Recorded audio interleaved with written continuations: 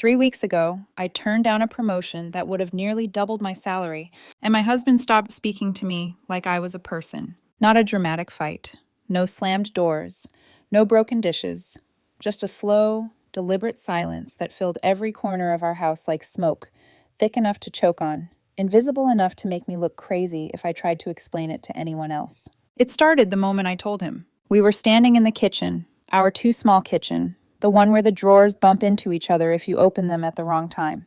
The girls were in the living room arguing over a show. I'd expected questions, maybe a debate, maybe even anger. But what I got was blankness. His eyes didn't widen, his voice didn't rise. He just stared at me for a long second like he was recalculating who I was, and then he said, flat as tile, "So you decided without me." After that, he spoke in fragments. "Dinner's ready. Zoe needs her form signed. Sarah has practice." Nothing else. I started narrating my own life out loud, just to prove I still existed. "I'm leaving for work. I'm back. I paid the electricity bill." He would nod or not. Sometimes he'd walk past me so closely our sleeves almost brushed, and it felt like a threat. The worst part wasn't the quiet. The worst part was what the quiet made me remember. Because I've lived on the other side of that kind of money before. I've worn it like armor. Executive hours, constant availability, flights, deadlines, the kind of job that turns your body into a machine and then acts surprised when the machine breaks. I broke. I had a panic attack in a board meeting 3 years ago and realized, in the most humiliating way possible, that a paycheck can't resuscitate you when your health collapses. I left that job the next day. I thought choosing my family, choosing my life, would be something we celebrated. Instead, my home has become a place where my husband's silence keeps asking one question over and over. "Who do you think you are to say no to more?" And I'm starting to realize this isn't only about a promotion. It's about something he's been swallowing for years, something he finally decided to make me pay for. My name is Avery Callahan, and I'm 36. If you met me at a school pickup line or in a grocery store aisle, you'd probably label me as the put-together mom, the one with the color-coded calendar, the emergency snacks in her bag, the practiced smile that says I'm fine even when my brain is sprinting. I work in logistics management, the kind of job that trains you to think in contingencies. If this shipment delays, reroute. If that supplier fails, backup plan. If a problem is loud, make it quiet before anyone else notices. That skill saved my career. It didn't save my first marriage. I used to work at one of the biggest shipping companies in the country. Senior role, big title, bigger expectations. The pay was stunning, around $14,000 a month, the kind of number that makes people's eyes soften with envy when you say it out loud. But the hours were the price tag nobody wants to read. 6 a.m. to 10 p.m. most days. Weekends, holidays, emergencies that couldn't wait. The shipping industry doesn't care if your kid has a recital.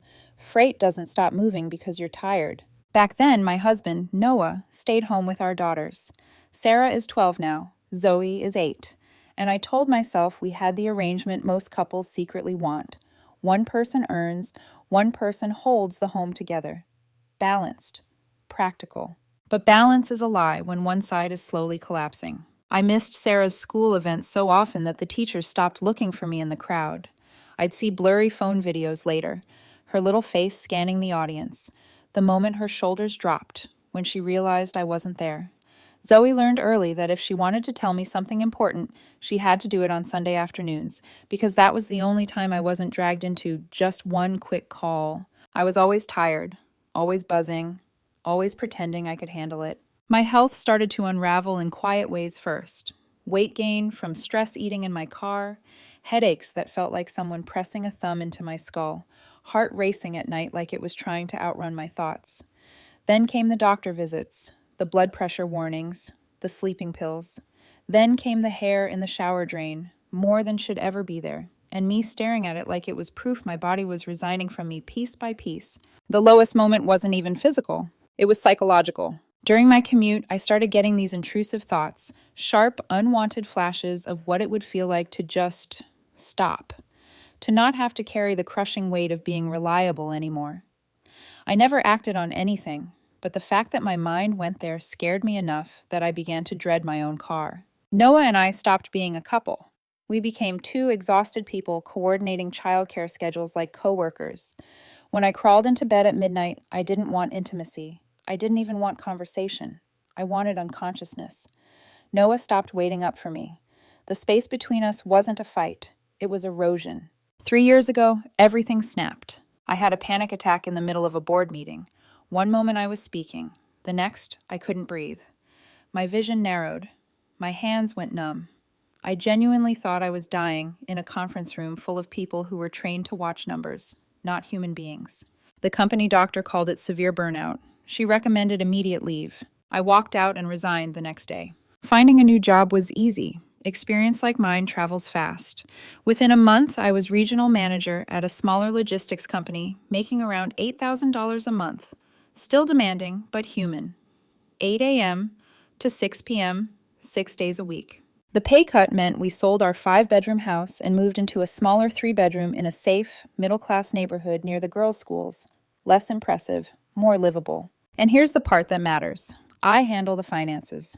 Early in our marriage, Noah had quietly built up $40,000 in credit card debt without telling me. I only found out when collectors threatened to repossess furniture. It took years to claw out of that hole. Since then, we agreed I'd manage money to keep us stable. I cover everything: mortgage, groceries, school supplies, clothes, healthcare, everything. Noah gets $300 a month for personal spending. It's the system that kept us safe. Or so I thought.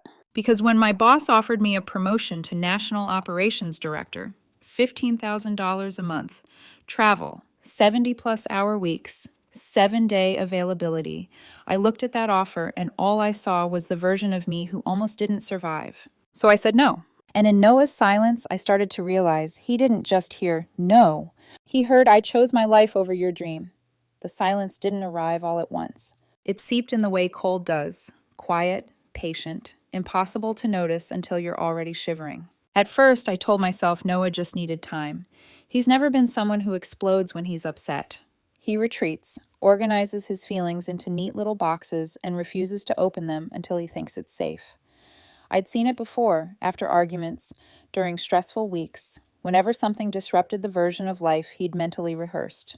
But this was different. This silence had weight. He stopped sitting next to me on the couch, stopped asking how my day went, stopped making casual plans like he used to, movie nights, weekend errands, even which takeout to order.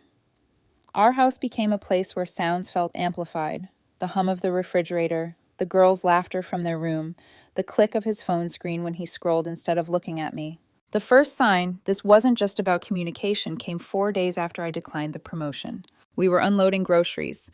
I placed a bag of flour on the counter, an oversized specialty brand Noah had recently started buying. He glanced at it and said too casually, "You know we didn't need the fancy one." I laughed, trying to keep things light. "It was $2 more." He shrugged. "Everything adds up." It wasn't about flour. It was about control, about who gets to decide what adds up. Over the next week, comments like that multiplied. He criticized the house in small, precise ways. The kitchen was claustrophobic. The living room felt temporary. The backyard wasn't big enough for the girls to really enjoy.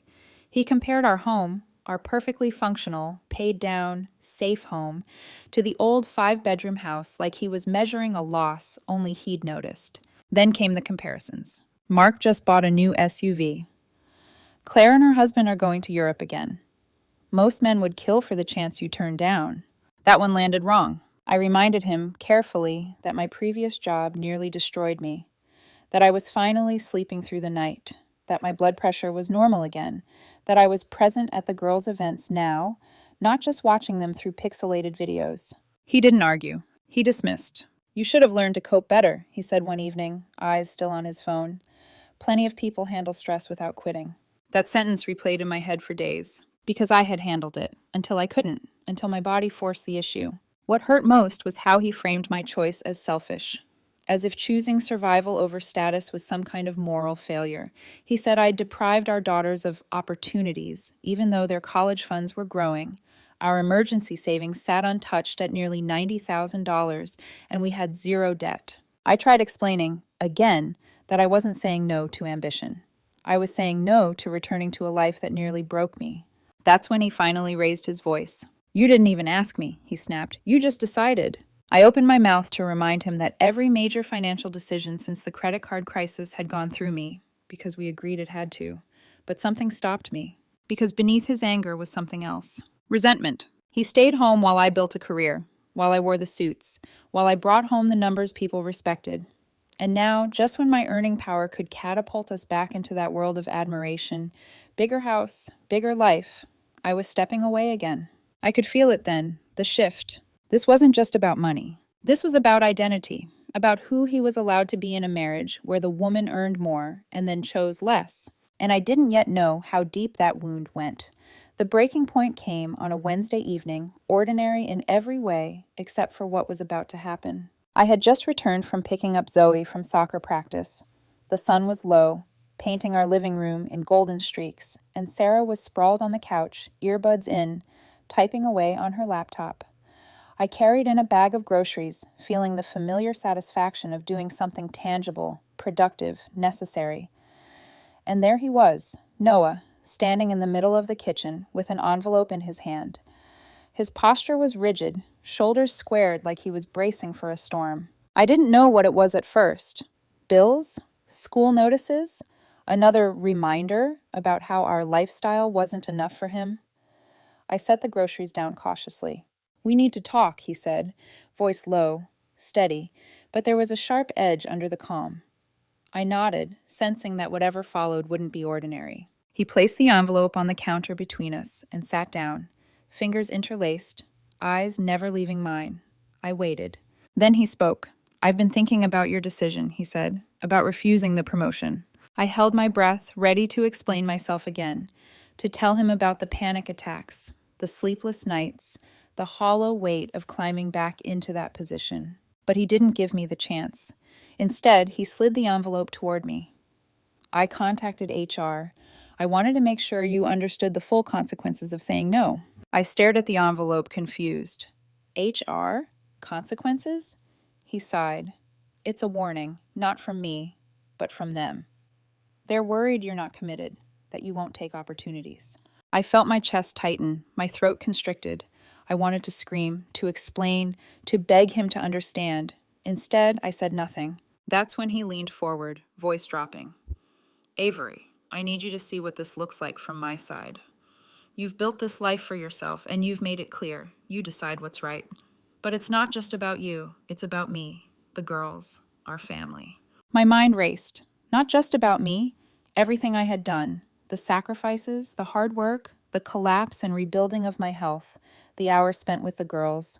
I had assumed it was for us, all of us. And now? Now it was a betrayal. I swallowed hard, fighting the rising panic in my chest. "Noah, I chose this for all of us. I'm here.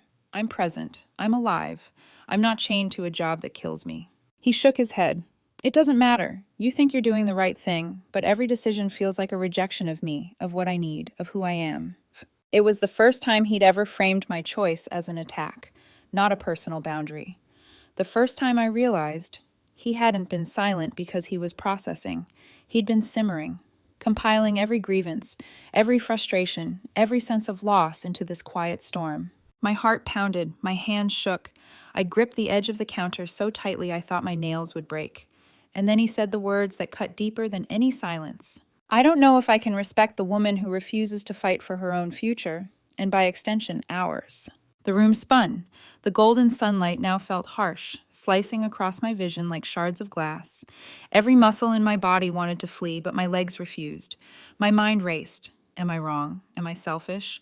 Am I destroying everything I love? Then my chest tightened so violently I sank to the floor, knees against my stomach, gasping, feeling the raw edges of fear and anger and despair collide. The girls were in the living room. They hadn't heard. Thank God. I wanted it to stay that way.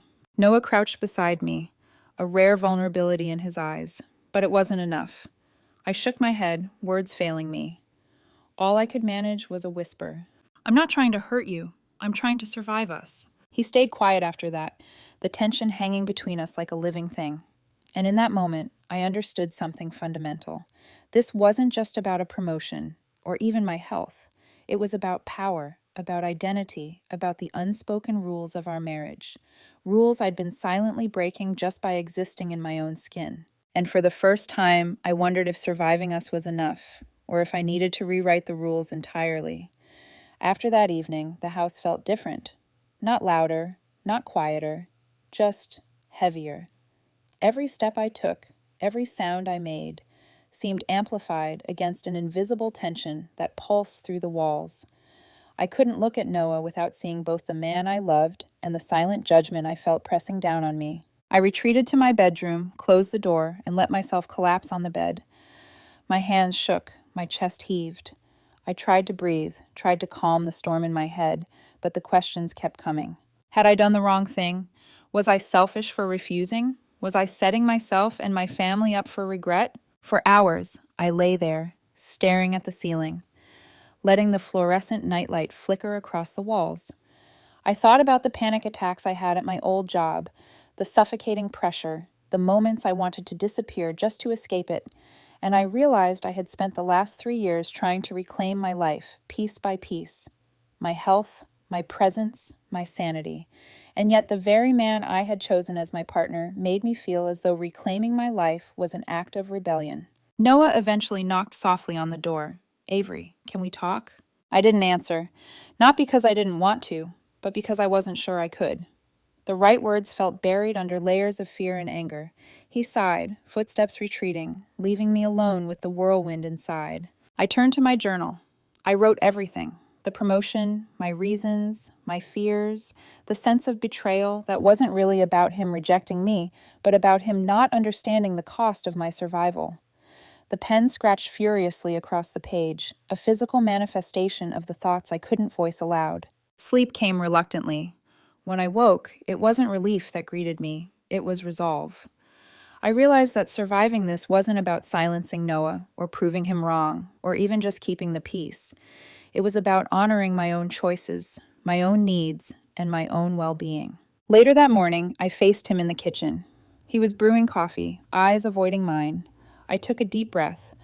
"Noah," I said, steadying my voice, "I know you're upset, and I understand why. But this isn't about rejecting you. It's about protecting us. Me, you, the girls. I can't go back to a life that nearly destroyed me." He nodded slowly, almost imperceptibly. I didn't see it that way," he admitted. We didn't resolve everything in that moment. But for the first time, the conversation felt mutual instead of adversarial. I realized that part of the tension came from assumptions. He assumed my decision was selfish. I assumed his silence meant judgment. Neither of us had spoken clearly. Neither of us had listened fully. That day, I also reflected on how I had handled finances, home life, and my health.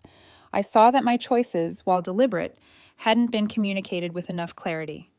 I began drafting a plan, not for the promotion, not for the next big career move, but for us. How we could share responsibilities, dreams, and decisions without either of us feeling invisible or unheard. I also began to examine the dynamics that had allowed this tension to build. My past adherence to extreme saving, my husband's internalized pressure to be the primary provider, and the unspoken societal script that a man should earn more and a woman should defer to him. I realized this script was suffocating both of us, keeping us from truly communicating our desires and fears. By the evening, I felt a cautious calm. Noah and I ate dinner together, not in silence, not in confrontation, but in tentative understanding. Words were still sparse, but there was recognition of each other's humanity, of the choices we had made and the consequences we now shared. I understood something essential. The storm wouldn't be gone immediately, but surviving it, facing it with honesty, and refusing to sacrifice my health or self-worth, that was the only path forward. I made a decision then. I wouldn't shrink to fit expectations. I wouldn't allow resentment to fester unspoken, and I wouldn't let fear dictate our life. We had work to do, not on jobs or promotions, but on us. And for the first time since the offer was made, I felt the stirrings of hope. The following weeks were a delicate dance. One misstep, one unspoken word, and the house could have erupted into chaos. The tension that had been simmering beneath the surface now demanded acknowledgement, and every interaction carried weight. Noah's behavior shifted in subtle but noticeable ways. He still spoke less, avoided lingering in rooms with me, and often offered curt responses when I tried to discuss long-term plans. But there were also moments of quiet observation. Small gestures that hinted he was wrestling with his own thoughts, holding the girl's hands a little longer, lingering near the kitchen when I was preparing dinner, occasionally asking a question about work or the house with a tone of genuine curiosity rather than critique. I sensed that he was watching me, trying to understand what my decision truly meant without voicing it. At the same time, our external environment began pressing in. Noah's parents, normally polite and distant, started asking pointed questions during visits. "So, how are things going at your company?" his father would ask, emphasizing things in a way that carried subtle judgment. His mother made frequent comments about how a man's earning potential should be fully utilized, and how a promotion was not just an opportunity, but a duty. Their insinuations, half-veiled, made me feel scrutinized not only by my husband, but by the family I had married into. Every meal together became a minefield, every visit a reminder that I had transgressed an invisible line. Then came the friends. Mutual acquaintances, unaware of the nuances of our decision, began making casual remarks. "Wow, Avery, you turned down that promotion? Bold. I thought Noah would be thrilled to see you earning more." Their seemingly innocent words stung, each comment a reminder that I was under judgment in more places than just my home. It was as if the world itself conspired to make me question my choice, to erode the confidence I had been painstakingly rebuilding over 3 years. Inside our household, the tension escalated in different ways. Small arguments erupted over trivial matters: groceries, school supplies, weekend plans, but underneath each disagreement lay a much deeper current of unspoken resentment. The girls, perceptive as children are, began noticing the tension, and I caught them exchanging glances that mirrored the worry I felt myself. Every interaction became a test of endurance. Could I remain patient? Could I maintain clarity when words felt heavy and hearts felt fragile? One evening, after a particularly sharp exchange about household budgeting, I finally confronted Noah. "I feel like I'm walking on eggshells," I said, my voice tight with frustration. "Every move I make, every decision is under scrutiny. I'm trying to do what's right for us, our health, our sanity, the girls, and I feel like it's never enough." He paused, his jaw tight. "I know," he admitted, "but I can't help feeling left out. I've supported you through everything, and now it feels like you've made this huge decision without me. I'm just trying to figure out my place in this, too." It was a turning point in its own way. For the first time, he articulated the emotion that had been guiding his silence, a sense of displacement, of being sidelined in a marriage that had always seemed equal on paper, but unequal in practice. And for the first time, I realized that my own decision, refusing the promotion, was not only a choice about my career or health, but a catalyst forcing both of us to reevaluate the dynamics of power, trust, and communication in our marriage. I suggested we establish weekly meetings, not formal, not intimidating, but structured enough to air grievances, share goals, and plan together. These sessions were tense at first. We both entered them armed with assumptions and defensiveness, but slowly, gradually, the walls between us began to crack. I started to see his fears as valid, even if his expression of them was harsh. He began to see my perspective not as rebellion, but as necessity. Outside, pressures continued to mount. Naomi's parents, still unconvinced, visited unexpectedly, and I had to navigate their probing questions without losing my composure. Work deadlines pressed on me, and the girls' activities created a constant need for logistical planning.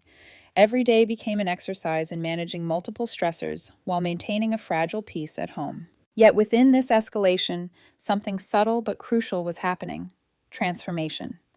My clarity, my unwavering commitment to my health and presence, forced Noah to reflect on his own expectations and assumptions.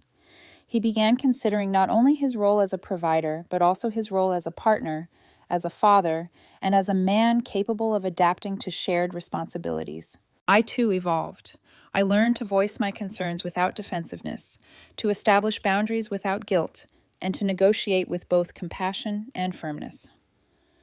I realized that escalation doesn't always destroy. Sometimes it catalyzes growth. The tension that once threatened to unravel us became a crucible, forcing honesty, accountability, and ultimately, mutual understanding. By the end of the month, the dynamic had shifted subtly. We weren't friends again yet, not entirely, but the wariness that had defined our interactions began to soften. The environment at home, though still charged, no longer felt like a trap.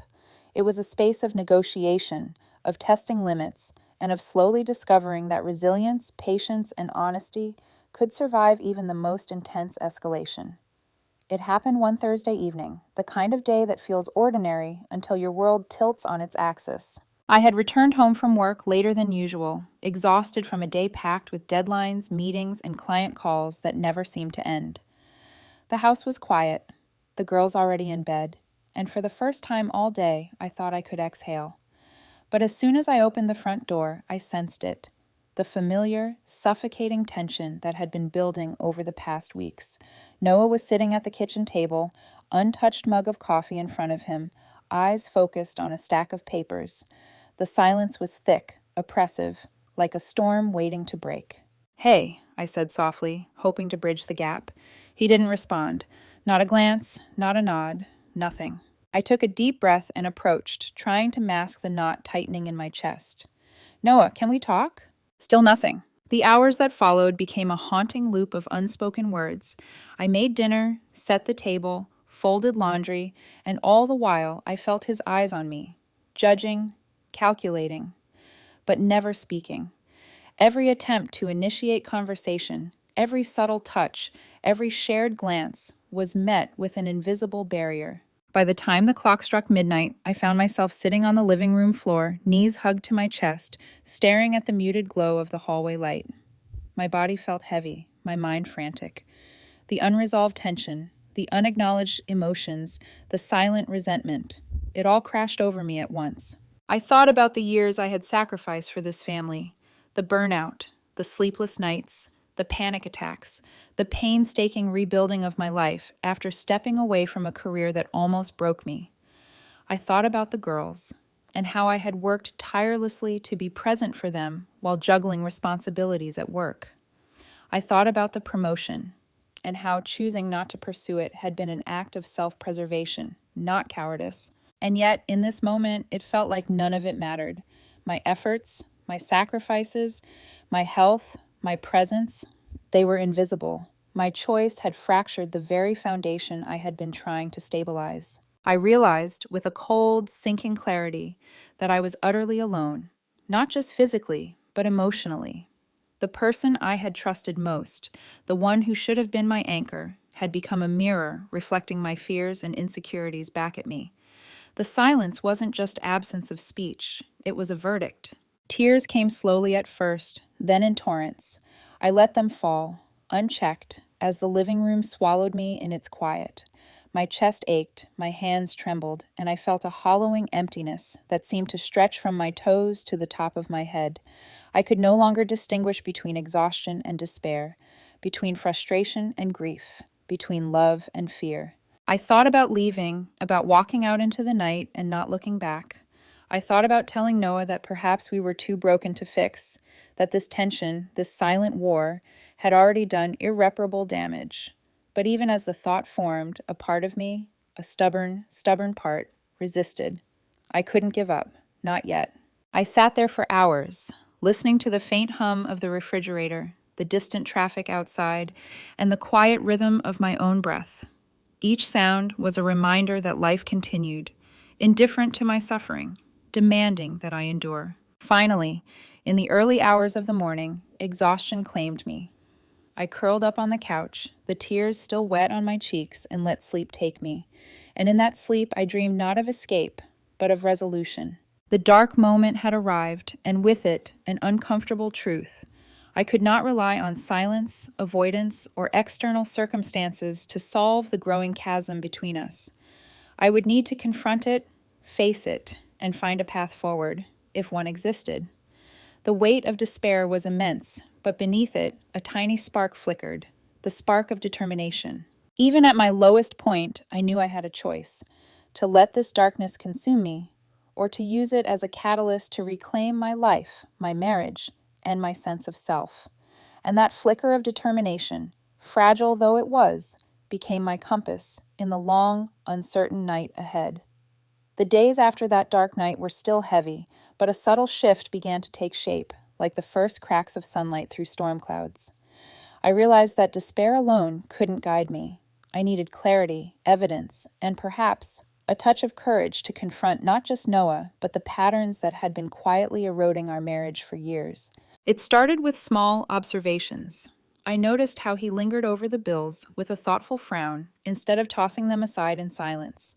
I noticed him watching the girls play, his jaw tight but his eyes soft.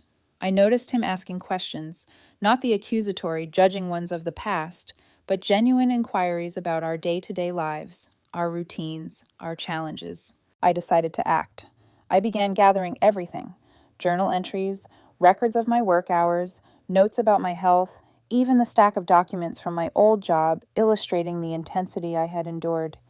This wasn't about proving anything to anyone else. It was about grounding myself in truth, about reclaiming the narrative that had been overshadowed by unspoken resentment and assumptions. One evening, after the girls were in bed, I approached Noah with the collection. His eyes flicked to the stack on the kitchen counter, and I saw a flicker of curiosity, perhaps even apprehension. "I want to show you something," I said. My voice was steady, but beneath it, there was vulnerability, the kind that only comes when you are ready to risk judgment. Everything you think about why I said no, I want you to see the reality. He watched silently as I walked him through the past 3 years, the panic attacks, the health collapse, the sleepless nights, the exhaustion, the moments I felt invisible, even in my own marriage. I spoke of the promotion not as a financial opportunity, but as a test I knew I couldn't pass without sacrificing our life together, without sacrificing myself. For the first time in weeks, he didn't interrupt. He didn't dismiss. He listened, really listened. And as he listened, I saw the walls he had built around his own expectations begin to tremble. Then came the conversation I had been preparing for but feared most: finances, autonomy, and our respective roles. I explained the allowance system, my reasoning for managing the majority of household expenses, and my awareness of how it might have made him feel sidelined or powerless. I admitted that I hadn't always communicated clearly, that assumptions had poisoned our interactions, and that both of us had suffered as a result. Noah's expression softened. "I didn't realize how much you carried," he said quietly. His voice was low, tentative, and there was a hint of humility I hadn't heard in months. "I thought I was protecting you. I thought I was being patient. But I see now. I wasn't seeing the whole picture." The breakthrough came when we talked about values. What mattered more? Money, status, appearances, or presence, health, family, fulfillment? We realized we had been speaking past each other for years, interpreting silence as rebellion and caution as indifference. By identifying the underlying fears, the pressure to be the primary provider, the fear of missed opportunity, the desire for recognition, we found common ground. Then came the practical step: agreements and commitments, weekly check-ins, shared financial reviews, collaborative planning for household changes, career decisions, and family activities. We discussed kitchen renovations for Naomi's baking ambitions, scheduled joint budgeting sessions, and committed to prioritizing family moments without letting external pressures dictate our choices. For the first time, I felt the weight of the past 3 weeks begin to lift. The dark cloud of resentment and miscommunication was still present, but now it was navigable. I recognized that both of us had acted out of fear of loss, fear of inadequacy, fear of being unheard. Confronting that fear, rather than avoiding it, was our turning point. By the end of that conversation, a fragile sense of empowerment returned, not just mine, but ours. I had reclaimed my voice. Noah had reclaimed perspective, and together we had reclaimed the foundation of our marriage. It wasn't perfect, it wasn't complete, but it was alive. And that, after months of tension and despair, was enough to ignite hope. The days and weeks following our turning point were not calm, but they were transformative. The shift wasn't sudden or magical. There were still tense mornings, silent drives to school, and moments when I caught Noah's gaze lingering on me with a mixture of frustration and uncertainty. Yet the dynamic had changed fundamentally. Communication replaced assumption, understanding replaced resentment, and accountability replaced silent judgment. At home, the first ripple of fallout appeared. In the way our daughters responded, Sarah noticed the change almost immediately.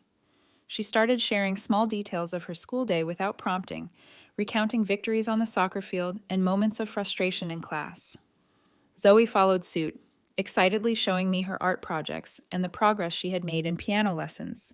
Their energy and openness reminded me why I had fought to reclaim my presence in their lives. It was tangible proof that prioritizing family and health over income and appearances was the right choice. The external fallout was more complex.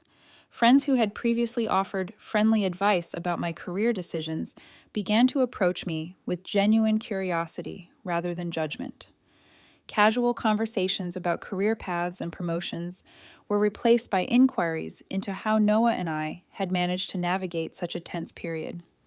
I realized that by asserting boundaries and communicating honestly, I had inadvertently set an example, demonstrating that relationships could survive challenges when honesty and shared effort were prioritized over societal expectations or material metrics. Then came the final confrontation with my in-laws.